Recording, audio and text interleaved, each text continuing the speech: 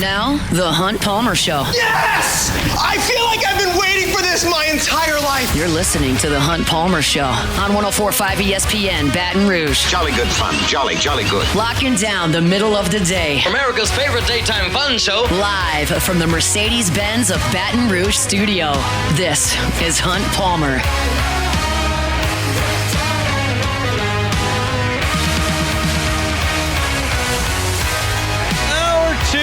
Tuesday edition of the Hunt Palmer Show, 104.5 ESPN Baton Rouge.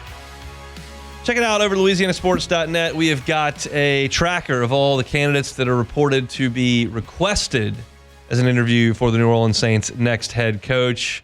So you can sift through those names. I've got a name that I think should be the next head coach of the New Orleans Saints, and I'll tell you who that is coming up in 15 minutes.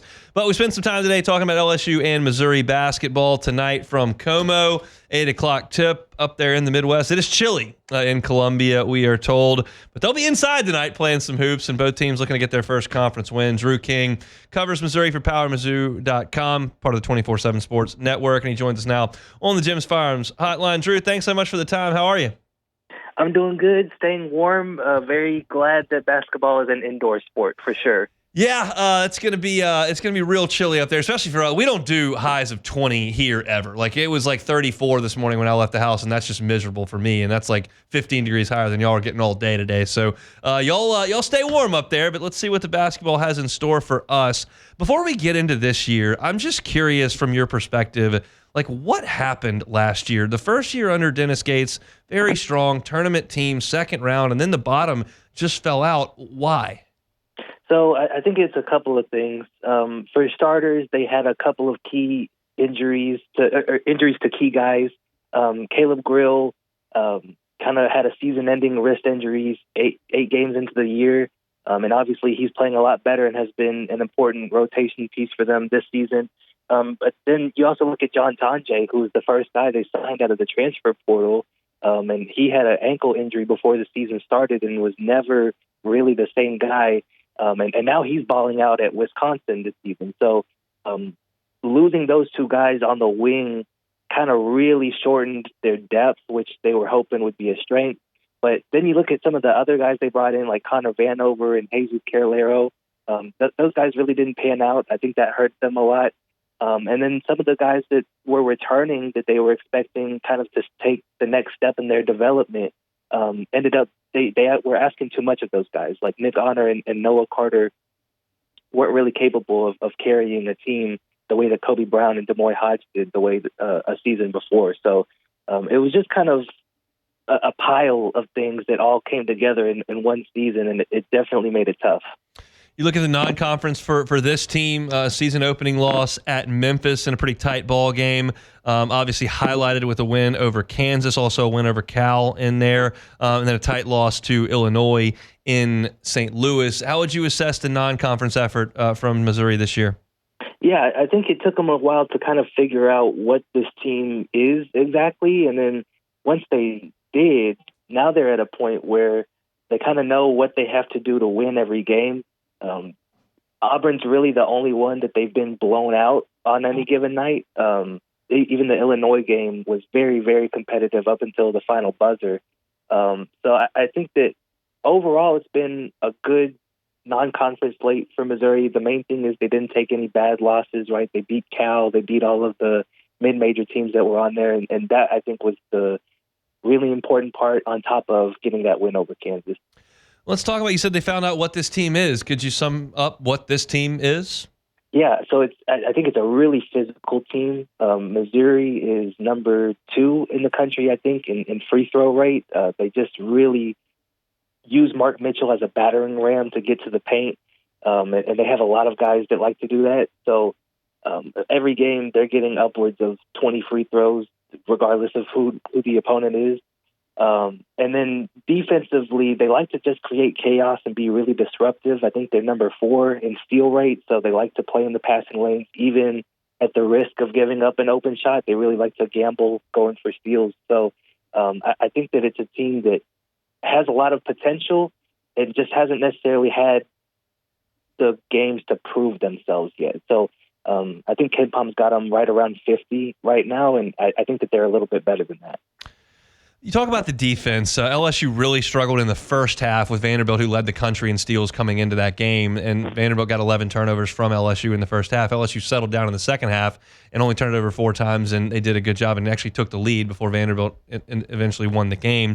Is Missouri a full-court pressing team? Are they a trapping team? Or are they just a team that gets real aggressive in passing lanes? I would say they get really aggressive in the passing lanes. They'll press occasionally, not too often. But they kind of let Ant Robinson just dictate how they're going to play defense. He's a 6'3", really rangy point guard, and can just be a smothering defender when you let him. He's had a couple of games where he's had 4 or 5 steals this season.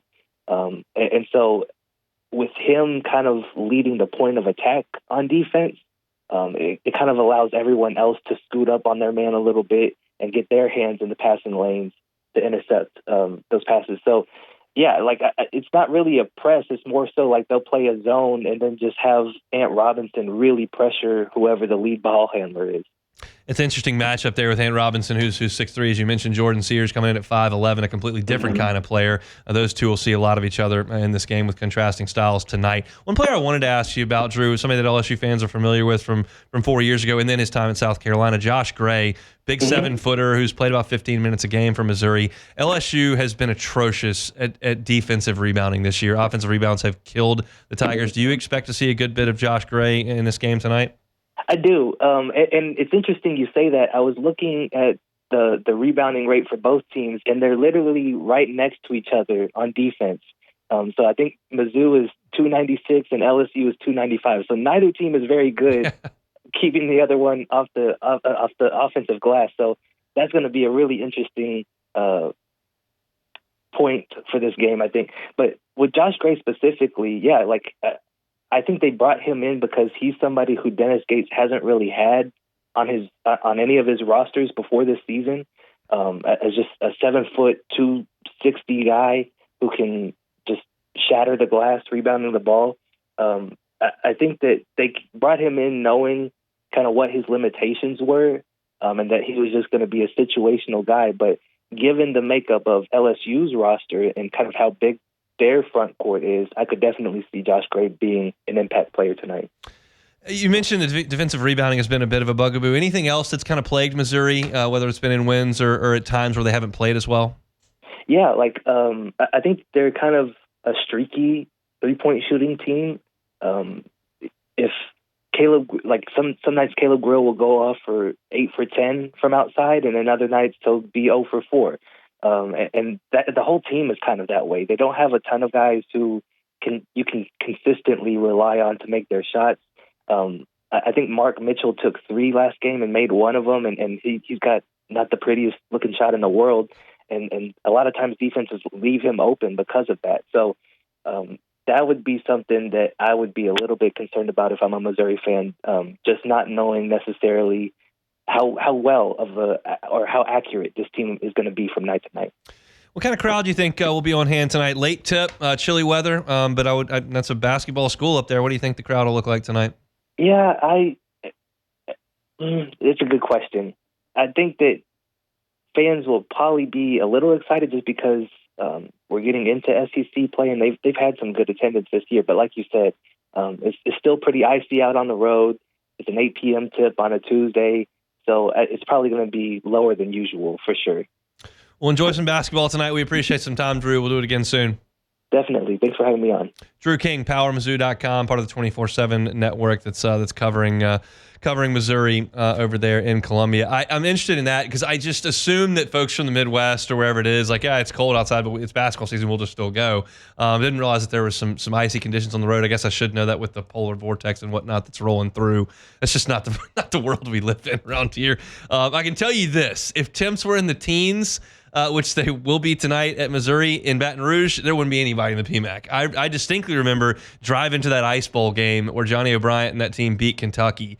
And I lived, at that point, 2 miles from campus. I lived in the Garden District, right down Park, which turns into Dalrymple. And I remember driving over, black ice, which I'd never really done before, and it was just terrifying. But I got there because ESPN was there and they were going to play, and that was actually a really cool night inside the Assembly Center. But it sounds like, based on his tone, because we know about basketball attendance around here and how it can get a little hairy. I would not expect a full house in Mizzou Arena tonight, so we'll see if LSU can find a way.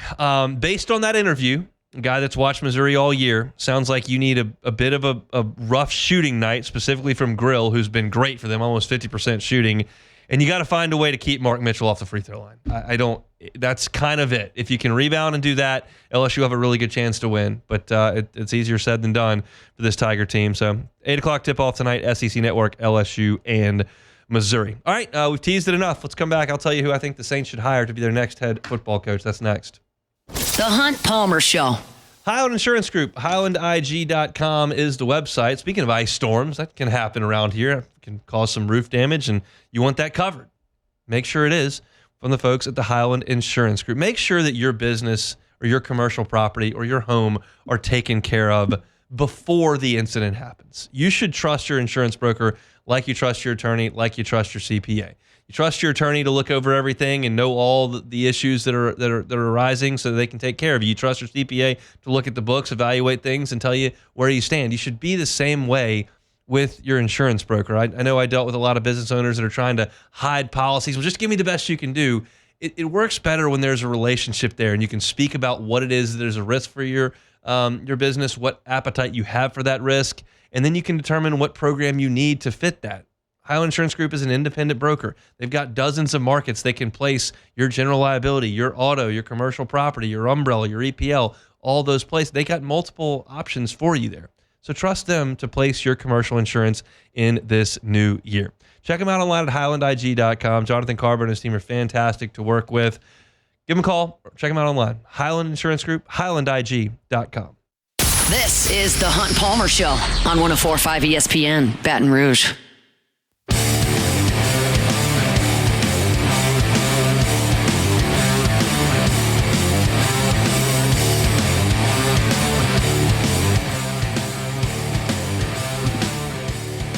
All right. Put that basketball in the rearview mirror for the time being. Let's talk a little bit of Saints football. We are getting reports of the candidates that Saints are requesting to interview. You certainly heard Ben Johnson up at Detroit.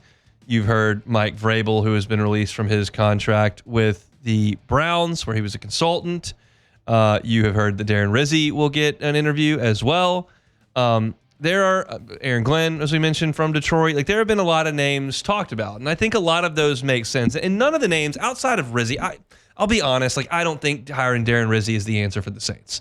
Like, that would be one of the few hires that I would grab the mic and go, they just don't get it. Because it's not really anything against Darren Rizzi. It's more so that would be against the organization even attempting at turning over a new leaf. Like, you have got to try to turn over a new leaf here if you're the New Orleans Saints. And if you hire the same coach that's been here and he keeps the same offensive coordinator, and it's like, it just doesn't, that's not what needs to happen in New Orleans. So I've surveyed some of the candidates, and I'm confident that I don't know every candidate the Saints are approaching. Certainly not. I mean, I wouldn't have imagined Rex Ryan was a candidate for any job as of 3 weeks ago, and all of a sudden he's all over ESPN and all over Twitter and getting a shot potentially with the Jets, which, by the way, Darren Rizzi reportedly interviewing with the Jets, but that's not of our concern at this point with New Orleans. I've got a name that I've settled on that I think makes the most sense in a number of ways, and it's who I think the next head coach of the New Orleans Saints should be. He's 58 years old. He's got head coaching experience, comes on the offensive side of the ball, and I think would represent a new start for New Orleans. That head coach would be the current offensive coordinator of the Baltimore Ravens, Todd Monken. Todd Monken, as I mentioned, is 58 years old. And as I mentioned, he's got head coaching experience. It's not at the NFL level, but he does have head coaching experience at Southern Miss. That is not necessarily applicable to what you would be doing in New Orleans. Yes, it's on the Gulf Coast. Yes, there's black and gold involved. That's about all the similarity. But Todd Monken did a mess at Southern Miss.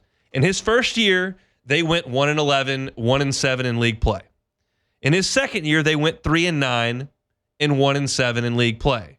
And in his third year, They went 9-5, 7-1 in league play. So he took this team from 1-7 to 7-1 in 2 years at Southern Miss. Again, I am not trying to sell you a bill of goods on how well he can compete in the NFC South because he won at Southern Miss in CUSA. But that is his opportunity to run an organization, to hire a staff, to run his offense, and the results were very, very good. Here's what I think to me means a little bit more.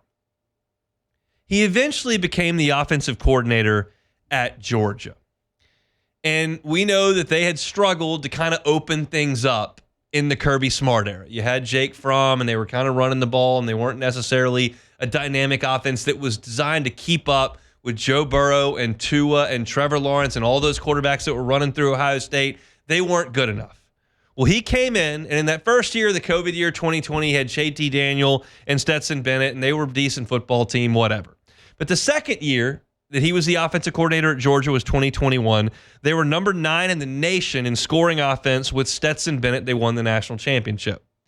And then the next year, they were 4th in the nation in scoring offense and won the national championship with Stetson Bennett. Now, Georgia at that point has a better team than everyone else in the country. They've got more high-level recruits. They put more guys in the NFL. Their defenses were hellacious. But with the help of Ladd McConkey and Brock Bowers and some of those solid players early, you had a really good offense that was in the top 10 in the country with Georgia. And then he moves on to Baltimore. And at Baltimore, you take a team that, yes, has a lot of talent, but you went from top 10 in the country in offense with Stetson Bennett to calling plays for Lamar Jackson. I can't think of two guys with less similar skill sets. One is a freak of nature who won the Heisman Trophy, who can run like a deer and is an elite passer and is just an incredible athlete. The other is a walk-on that I wouldn't notice if he was standing next to me at McDonald's. And he produced with both of them. You look at 2023 with the Ravens and Lamar Jackson, 6th in the NFL in yards per game, 1st in the NFL in rushing, 4th in the NFL in scoring offense. And then this past year, well, not this past year, this year that just ended 2 days ago, 1st in the NFL in yards per game, 1st in the NFL in rushing, and 3rd in the NFL in points per game. Added Derrick Henry to the mix, it got even better, and everything went swimmingly. But on his resume, I've got play calling that transformed a college football program offensively and took them into the next era with a limited quarterback. Then a move up to the NFL with a transcendent quarterback, an MVP quarterback, and excellent production there as well. And then you go back and realize that he has run the show. Recruiting and hiring coaches at Southern Miss and playing games against Marshall and Louisiana Tech and Rice and whoever they were playing. Yeah, that's different. I got it, and I'm not trying to immediately point to his 7-1 CUSA record and go, see, he can win the South. But I look at Todd Monken, and I like the resume. And what have most people said about this Saints head coaching search? Well, they're not going to be able to get Mike Vrabel. He's going to New England. They're not going to be able to get Ben Johnson. He's going to go to the Bears. They're not going to be able to pick their guy. Well, okay, but what if Todd Monken's like 4th or 5th on everybody's list? I think this makes a lot of sense. I don't think that Todd Monken is going to be among the top of the list for Jacksonville, for the Jets. Maybe I'm wrong. I certainly could be wrong. But this guy's resume is really, really good. The question is, does he want to take this job? There's an interesting piece to this whole thing that I can't necessarily paint the right picture of because I don't know what these meetings between the Saints executives and these prospective head coaches are going to be like. How much of it is recruiting that coach? How much of it is that coach selling himself to the Saints? We've kind of painted it as the Saints are going to have to do some real recruiting, make some promises, because they're not real desirable. It feels like if you're the Bears and you've got Caleb Williams, potentially some people would just throw themselves at that. Now, I painted the picture back 2 weeks ago saying, hey, all these jobs have their issues. Woody Johnson, not done a great job as the Jets owner. That whole situation and culture there, not great. The Bears have been an absolute mess for decades. Every once in a while, they pop one good team. They got to the Super Bowl with Grossman. They had a couple good years with Cutler. The double doink team was decent. But it's been a mess because the McCaskey family and then what comes under them, which is right now Kevin Warren and Ryan Poles, who kind of share important duties and nobody really knows who's calling the shots. Like, that's a mess too. Jacksonville, mess. Got to spend 2 weeks in London. Owner is all over the place. Trevor Lawrence, like, there are issues everywhere, okay? So I don't know how much has to be a sales pitch from the Saints, how much has to be the coaches that come in selling themselves to the Saints. But to me, I look at this resume from Todd Monken and I go, this could be something that's really good. I agree that I like the idea of going with an offensive coach. I think if you were to hire Ben Johnson, that would be fantastic.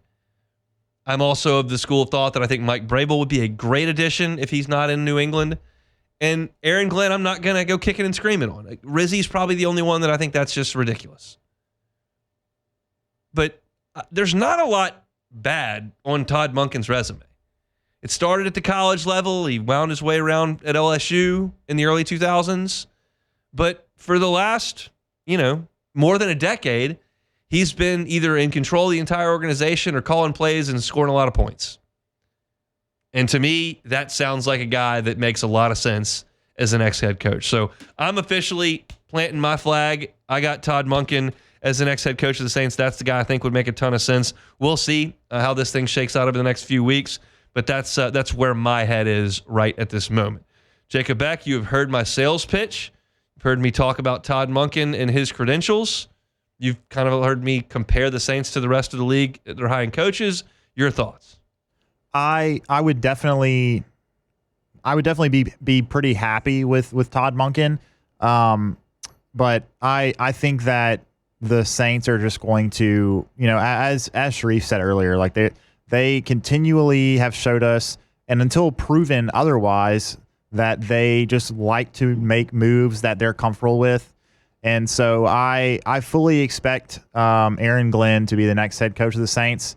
I think a lot of people are going to say that, and it just makes a lot of sense. But I hope that they go out and get somebody like Todd Monken, or I don't know about somebody like Joe Brady, who hasn't really been in the league very long and has proven to be obviously, pretty good calling plays for the Bills with Josh Allen. But is he going to be good calling plays for either Derek Carr or, rookie quarterback number 2? So that I'm not sure about. But I think a guy that's proven himself like Monken would be good. But yeah, I don't expect them to go too far out of the box. But maybe they'll prove me wrong. Hopefully they do. We'll see. I think this is going to go on 3 weeks at least. My guess. Kind of depends on what happens to the what Lions. happens in the playoffs with the teams. I mean, look, Monken's calling plays, Yeah, Brady's calling yeah. plays, Glenn's calling plays, Johnson's calling plays. They're all calling plays. Vrabel's the only guy who's just hanging out. So you can grab him whenever it is that you'd like. And Rex Ryan, pretty much hanging out. You can grab him whenever you want to. But to everybody else is kind of tied up at the moment. So we'll see how that shakes out over the next 3 weeks or so. All right, when we come back, we still got half an hour to go here on this Tuesday edition of the Hunt Palmer Show. LSU has got 6 Senior Bowl participants. I want to talk about those and one that announced today that I didn't know was eligible for the Senior Bowl, but he is. So we'll talk about that coming up next. The Hunt Palmer Show. Boudreaux's Electrical Services. Neil and Melissa have been running Boudreaux's Electrical for 40 years. They're a certified Generac generator dealer, a premier Generac generator dealer. Sometimes it gets cold enough to where the power goes out. That happens around here. It happened a year ago this time. Certainly, we know in the summertime, power outages are frequent around here. Give yourself the peace of mind to know that the power's not going to go out on you. Boudreaux's electrical installations are done by full-time employees. They use the highest quality in tubing and wiring, and most of that installation is done underground so that it looks nice outside your home, and of course, it functions well. And if there's some sort of malfunction, whether it's time for your generator to spring into action or not, Boudreaux's Electrical will know about it because they monitor your generator 24 hours a day, 7 days a week, and they'll have one of their 10-plus technicians come out, make sure everything's on the up and up so that when the power in your neighborhood goes out, your generator comes on and you are good to go. Give them a call at 985-397-1562. It's 985-397-1562 or 225-300-9389 in Gonzales. That's 225-300-9389. If those are too difficult for you to remember because you're driving around but you want a Generac generator from the folks at Boudreaux's Electrical Services, go online, boudreauxelectrical.com, and get things started today. boudreauxelectrical.com. You're listening to The Hunt Palmer Show on 104.5 ESPN, Baton Rouge.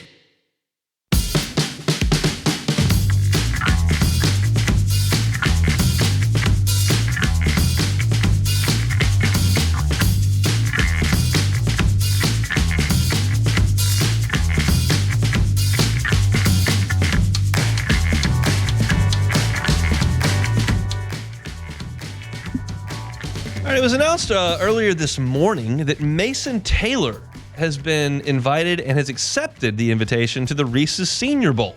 And you may be saying, well, I think he's a junior. You would be right. But last year, prior to the 2024 edition of these college all-star games, it was deemed that draft-eligible juniors would be able to play in these all-star games and showcases. And so 15 played in the Senior Bowl this past year, and that number may grow this year. Mason Taylor was added to that number today, and that means that 6 LSU players will be in the Reese's Senior Bowl. That is second to only Oregon. So great representation down there, and our station will certainly be there. T-Bob and Jake always do a phenomenal job all week long from the Senior Bowl, which is the last week in January. We send Ribs down there as well to do some running for us, and it's a great week of content for us here on 104.5 ESPN Baton Rouge, and so very much looking forward to what they see from the LSU Tigers this year. I mentioned Mason Taylor. You'll see Emory Jones there, Garrett Dellinger there, Miles Frazier there, Kyron Lacey there, as well as Savion Jones from LSU. So a really high-profile group of visitors from LSU. And I think there's a lot to gain for all these players. I don't see a first-round pick among that group. Certainly Emory Jones could be, but I don't anticipate that he will be at this point. I think that it's interesting to see where Emory Jones works out at the Senior Bowl. We'll talk about it more when it shows up, but there's a lot of talk of Emory Jones potentially moving down to guard at the NFL level. I think it would make a lot of sense for him to work out at guard. He has put a lot, 3 years of SEC tape at right tackle out there. He wants to kick down to guard. I think that would be a really good thing for him over the course of that week. I was doing a Pro Football Focus piece for LouisianaSports.net yesterday and found out that Garrett Dellinger posted the second highest pass blocking grade on the LSU team for the season. The first highest was not Will Campbell, it was Miles Frazier. So LSU's 2 guards this past season did an incredible job in pass protection, and you saw Miles Frazier go out and play tackle in the bowl game against Baylor. He also played tackle at Florida International, his first collegiate stop. So that's another guy that I think could take some reps at other places. And if he wants to take some reps at tackle, I think that would be good. Versatility for offensive linemen is so critical. I mean, just look at the New Orleans Saints and what they've done over the year with some of their guys, like Andrews Pete, who's gone in and out, played in and out. That's just, it's so valuable, and you're able to stick on a roster so much longer if you're able to do multiple things. Landon Young has stuck around with the Saints with the ability to play inside and outside. So I think that this is a great week for potentially those 2 guys, Emory Jones and Miles Frazier, to get a look at both spots. I fully expect Garrett Dellinger to be a guard. Maybe he can work out at center. He did a little bit of that at LSU, so that would be another thing that would be very beneficial to him. So I think those guys have so much tape. Emory Jones, Garrett Dellinger, and Miles Frazier have started LSU for 3 years. So, like, the tape is out there. They kind of know what you can do at that spot, at that level with these guys in the SEC. But if you can go to the Senior Bowl and show a little bit more versatility, I think that's a big, big thing. I think that as far as Mason Taylor goes, I guess he can stand to gain a little bit in this, but like you're talking about a guy who has been ridiculously productive his entire time. I don't think he's going to set the combine on fire with his speed when he goes. I don't think he's going to measure at 6'7". In fact, I know he will not. He just is what he is, a super productive guy, but certainly not going to turn down an opportunity to compete. Kyron Lacy has got to show he can consistently beat man coverage and make catches. He's never going to run in the 4.3s. He's a good athlete, not a great one. And that's a guy that you're going to have to, the tape is going to have to prove to you that Kyron Lacy is what you hope he could be. And the Senior Bowl is certainly a great time for that. So I think it's a big spot for Kyron Lacy to get in those one-on-ones and win some of those reps against those senior college corners. As far as Savion Jones goes for LSU, this time last year, I had kind of given up on Savion Jones. I really believed, and I think I've said this a number of times, that you were looking at a kind of a lineage from Arden Key to Calevon Chason to B.J. Ojulari, and then Savion Jones would be next. There's kind of a list of that big, rangy edge player that really does a great job off the edge for LSU, especially rushing the passer. And Savion Jones had been on campus for 3 years and had never really done anything. And then Kevin Peoples had 1 year with him. And not that Savion Jones became a force rushing the passer, but he did do a better job against the run and flash a little bit as a pass rusher. So for me, this is a great opportunity for Savion Jones to go line up with some of the best tackles in this draft class and see what he can do in one-on-ones and in-game reps and practice reps. It's a big, big spot for him. I think that he probably of this group has the most to gain. I think I would put Kyron Lacy, and Emory Jones in that group. I think Garrett Dellinger and Miles Frazier kind of are who they are, though I did mention that Frazier could potentially go out and do a little bit more on the outside. But in any event, like I'm excited for these guys to get to go one more time to put on that LSU helmet, and then for us to have such a great presence there at the Senior Bowl to get updates on how this is all going. It's a great thing for LSU to have this many guys that are going. I certainly do not believe that Jim Nagy's just throwing the LSU kids a bone because he comes on our pregame show for Guarantee every week and has a great relationship with our station that goes. I think he realized that these are pros that you're looking at here at LSU, but where they get drafted, how high they're selected, ultimately going to come down to kind of how things go over the next few months. There's a lot of tape on all these guys. All these guys have played a ton of football.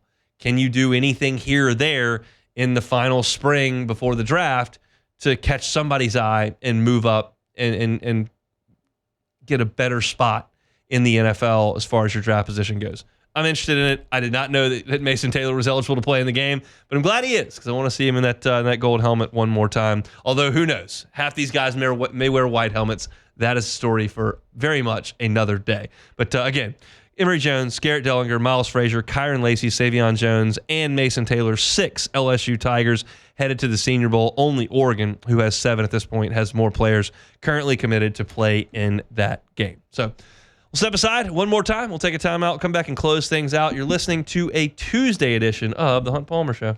The Hunt Palmer Show. Genesis of Baton Rouge, genesisofbatonrouge.com is the website. How about 3 years of complimentary maintenance? How about a 10-year, 100,000-mile warranty? How about a luxury vehicle experience at a reasonable price? That's the entire reason the Genesis brand was founded. Their brand ambassadors over there at Airline and PQ are phenomenal to work with. They're right across from Women's Hospital. Stop on by. First of all, the dealership is just a first-class facility. The ambiance is phenomenal. It's very, very comfortable. The coffee machine is second to none. You can make any kind of coffee you could possibly think of in there. Got some snacks as well. The Wi-Fi is good. It is clean. It is quiet. It's a great place to get some work done if you want to stop off and have your car serviced there. Or if you want to just stay at work, have your car serviced remotely, they can come get it, valet it right back, handle your maintenance, 3 years complimentary, and drive it right back to you. There's so many reasons to be a Genesis of Baton Rouge driver, but you got to go by and see them or check them out online to get that process started. Every car on the lot is online at genesisofbatonrouge.com, genesisofbatonrouge.com. This is the Hunt Palmer Show on 104.5 ESPN, Baton Rouge.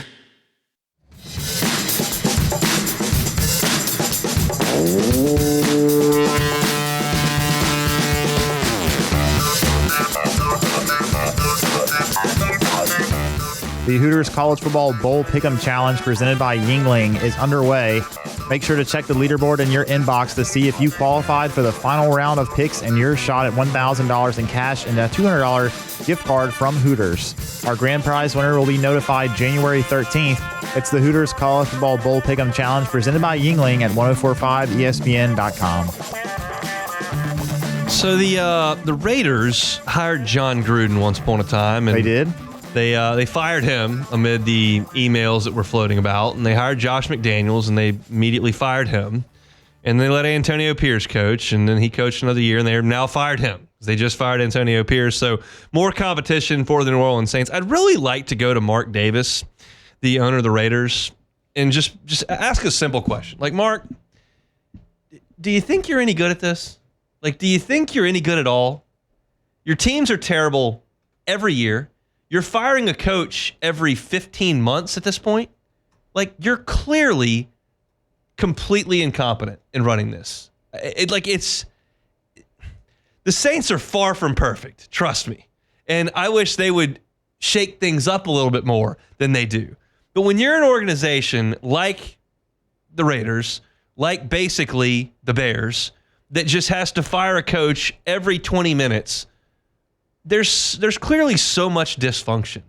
And I'm so interested, like, at the amount of ego and the insistence. I'm certain that, well, I'm doing a really good job. Like, they asked Jerry Jones, like, are you going to ever, like, let somebody else be the general manager?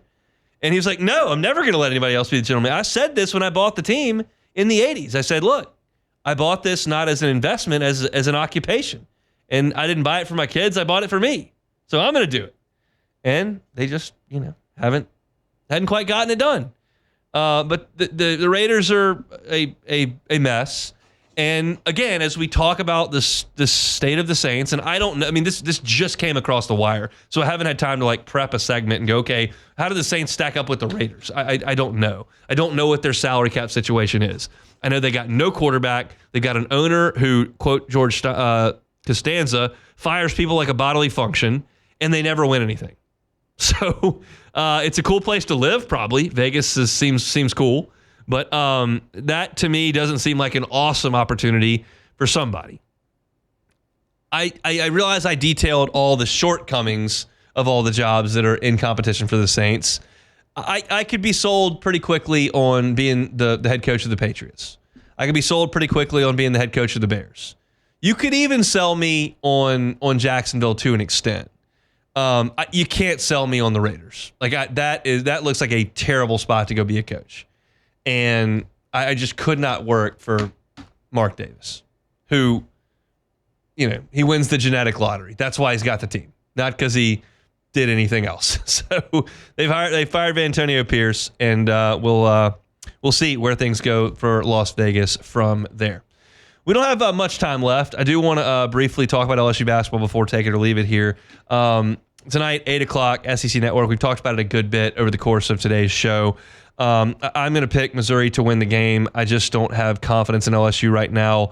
Sans Jalen Reed going on the road in league play to get it done. I gave you in the first hour kind of the guide to LSU winning the game.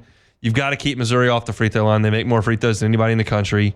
You've got to protect the ball. Missouri's top 5 in steals rate, and you did no such thing against Vanderbilt, turn it over 11 times in the first half. And Missouri's not a good rebounding team. You've got to go get rebounds, and LSU did not rebound against a terrible rebounding team in Vanderbilt. So I'm hopeful. I'll be locked in. I think there's a chance they can go up there and win this game, and there will be multiple games this SEC season over the span of 17 more where I tell you, yeah, they got no chance today. They got no chance on Saturday. Like, there will be some of those. Tonight's not that. So I'm hopeful. I've got a preview story up for those that missed our segment up at LouisianaSports.net that kind of goes through some of the key stats in this game and what I'm looking for out of LSU. And I will certainly have a post-game story written up at LouisianaSports.net tonight. That'll be pretty late, probably close to 11:30 or so, with an 8 o'clock tip-off that'll end at about 10, and then I'll have to get things written and posted. So you're looking at about 11 o'clock there. But Tigers and Mizzou, I think Mizzou probably wins this game by 5 or 8 points, kind of like Vanderbilt did, but I hope to be completely wrong when we do this tomorrow. Beck, we got some take it or leave it? Yep. Take it or leave it. Take it or leave it. Today's hottest stories in sports, news, and sometimes even Hunt's life. The question is, will he take them or leave them? Just take it. All right, first one here. Chicago Bears general manager Ryan Poles said, quote, "We will look at all avenues to get the best coach here." Some people are connecting that to the rumors that Vikings head coach Kevin O'Connell might be on the trade block, if you will. Apparently, there are teams that have interest in potentially trading for him, not too dissimilar to what happened with Sean Payton, the Broncos.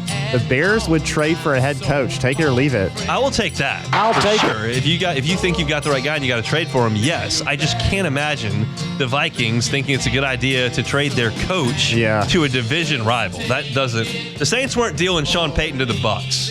That wasn't going to happen. That's why when all the Brady smoke, all that kind of was going on, that was never going to happen. Certainly not going to trade him to the Falcons either. So, yeah, I believe the Bears are going to try to explore all avenues. The question is who's exploring those avenues, because I know more about this than most listeners because I've got all that Chicago on my feed and whatnot. Like, Kevin Warren is like right under the ownership, and then Ryan Poles is right under him above the coach, and everybody thinks like Kevin Warren's really calling the shot, but Ryan Poles is doing the press conferences. It is a complete mess in Chicago. But yeah, if they had an opportunity to trade for a coach, as long as it didn't involve trading Caleb Williams, I think they would absolutely do it. All right, Hunt, your favorite golf league has announced their schedule for the 2025 season, Live Golf. Shut up. They will have 14 tournaments in 9 countries, incling 6 in the U.S. How many countries? Make them out of the U.S. A new location for the season-ending team championship. Where's that? So they will be playing at Trump National Doral outside Miami for their first tournament of the season. And it's also the same week as the Masters. So you know there's going to be a lot of people tuned in for that. Wait a second. That can't be right. Yes. There's no way. Oh, it's the week before the Masters. I was going to say, that's all their real players are playing in the Masters. Yeah. That doesn't, the season-ending team championship hunt will be staged at the very, very famous The Cardinal at St. John's in Plymouth, Michigan, which opened last year.